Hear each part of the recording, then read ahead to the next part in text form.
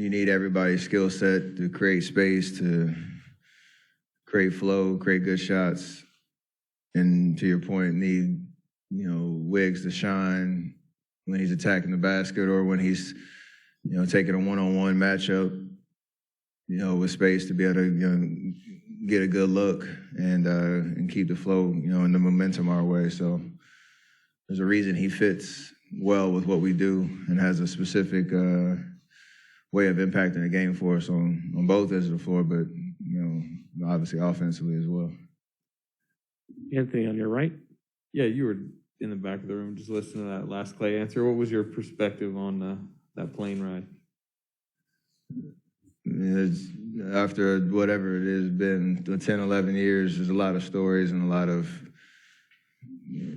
comedy on a daily that we could talk about. But all the personalities are so different. Everybody comes from different backgrounds, but we've all gelled around a collective unit of how we do things, and whether it's in the locker room, on the plane, the hotels, like whatever it is, we know how to have fun and gel and keep things light, but also understand what we're trying to do and why it all matters in terms of winning games. So Clay has a great way of explaining that, though.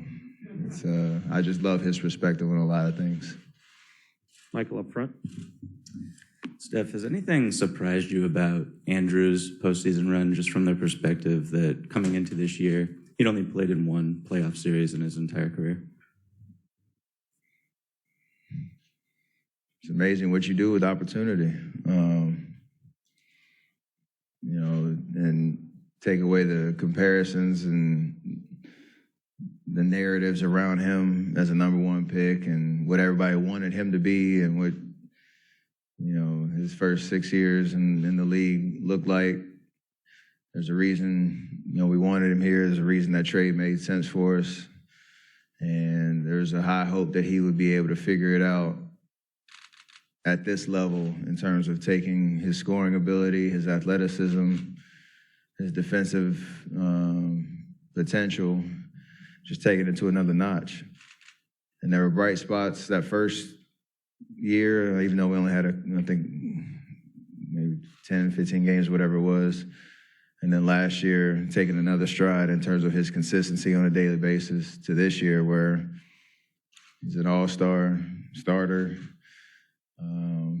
He's shining on the brightest of stages in the playoffs. And you can tell how much he's enjoying it.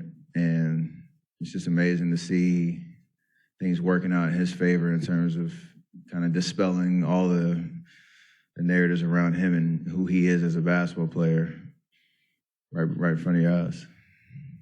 On your right in the front. Steph, as someone who's been a Red Sox fan, you kind of embodied in a lot of ways the same stature in San Francisco that David Ortiz embodied in this city. When you were watching that team as a younger man, did you take anything from the way he carried himself and the way he interacted with the city that has been part of who you've been in a similar role? I wouldn't necessarily say I learned. I was just inspired by it. Like you said, Steph Curry is the big Yankee fan. I'm the big Red Sox fan. And growing up in North Carolina, I didn't get to come up here ever to go to games or anything, but you just watched and enjoyed the history and just those iconic moments that Big Papi was always a part of, even the championship moments, and the way that he was kind of an ambassador for the city, a spokesman for the city, and just the reception and the chemistry he had with this town. So all of that is inspiring for sure. I had my a raver of a bachelor party at the Red Sox game for back in 2011, and I got to come, go to 2 games in the inter league series against the Cubs, and I got to connect with him for the first time and meet him. He gave me a bat.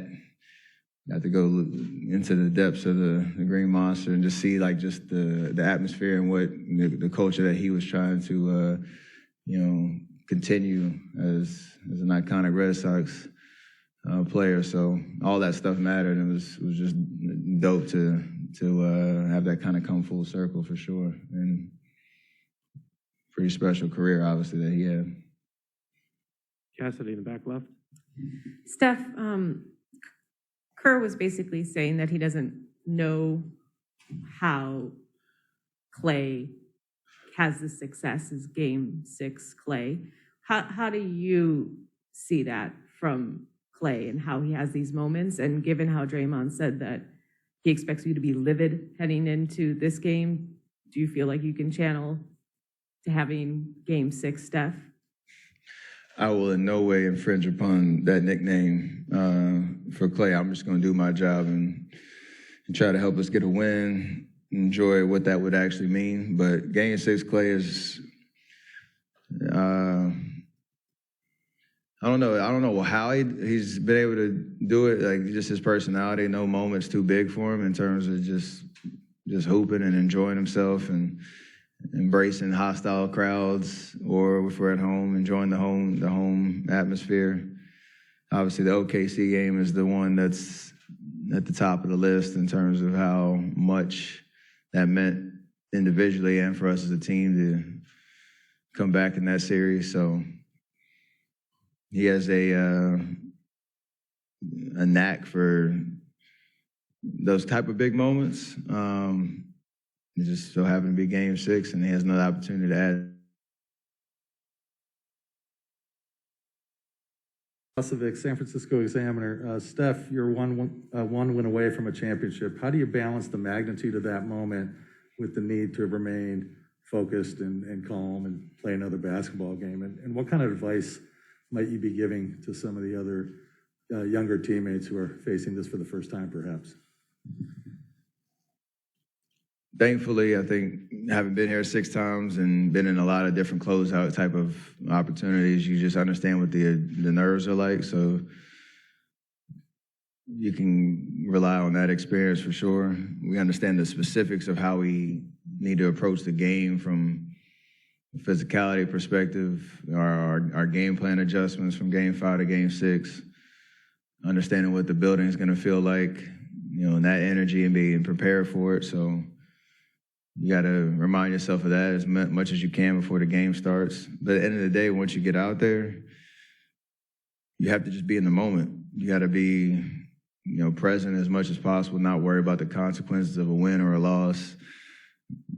Because all the only opportunity you have is that 48 minutes. And the more you can kind of trick your mind into just being in the moment and staying there, that's the best advice I can give anybody in that situation. Because it's going to be the hardest game you've probably ever played in your career because of what the stakes are. Monty, last one on the right side. Stephen, with all the back and forth going between the fan bases and, T-shirts here and chants there and so forth, are you able to, what do you make of it? Do you enjoy it? Do you feel it's amusing? How do you see all that chatter going back and forth? I'm the petty king, so I know all about everything, and I use it as entertainment and just have fun with it, because the more you're on the stage, the more you realize the attention that's on you, how much it means to each fan base, how much it means to the cities. So you can't really be surprised by anything, because there's a lot at stake when it comes to winning championships. And maybe back in the day, the first 2 years, maybe kind of things catch you off guard just because it's so new, and you're wondering how all these narratives kind of come up or all these distractions pop up here and there. But I think the more that you get into these environments, the more you use it as entertainment and fun, and embrace it, because honestly, you wouldn't want to have it any other way, knowing that you're on this stage and you're playing for something that really matters to a lot of people. Thank you, Steph.